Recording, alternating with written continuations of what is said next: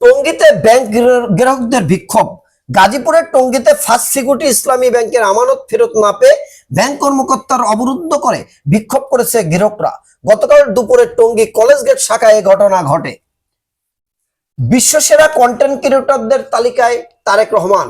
সামাজিক যোগাযোগ মাধ্যম ফেসবুকের বিশ্বসেরা কন্টেন্ট ক্রিয়েটরদের তালিকায় স্থান করে নিয়েছেন বিএনপির চেয়ারম্যান তারেক রহমান।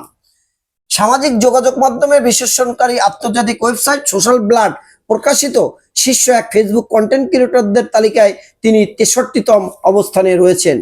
বাজার নিয়ে ব্যর্থ নীতি, পাইকারি ও খুচরা বাজারের দামের ব্যবধান অস্বাভাবিক, টানা বাড়ছে মূল্যভীতি।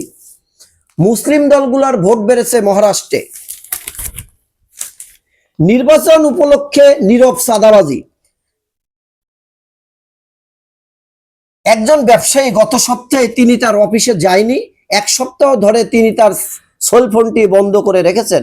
অফিসের লোকজন জরুরি প্রয়োজনে তার সঙ্গে দেখা করেন গোপনে। না কোনো পাওনাদারের ভয় নাই, তার বিরুদ্ধে নেই কোনো মামলাও, তবু কেন তার এই আত্মগোপন?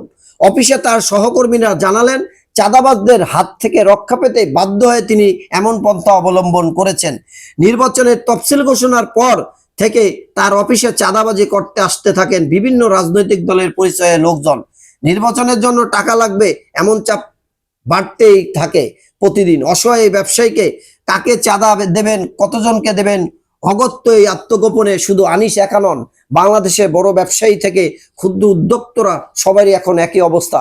চাঁদাবাজির অত্যাচার থেকে বাঁচতে বেশিরভাগ বেসরকারি শিল্পোদ্যোক্তরা ব্যবসায়ী এরকমের পলাতক জীবনযাপন করছেন।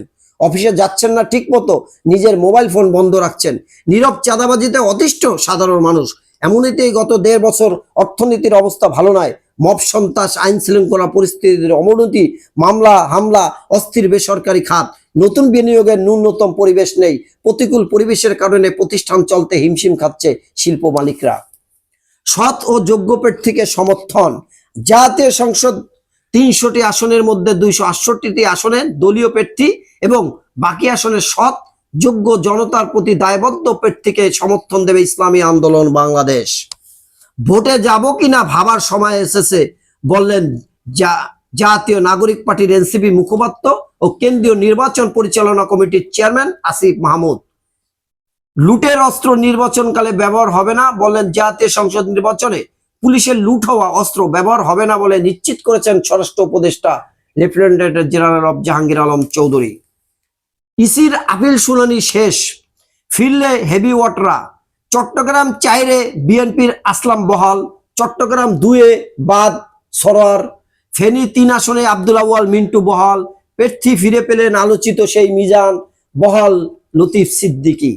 ইসির কিছু কর্মকর্তা একটি দলের পক্ষে, নির্বাচন কমিশনের কিছু কর্মকর্তা একটি দলের হয়ে কাজ করছে বলে অভিযোগ তুলেছেন বিএনপি।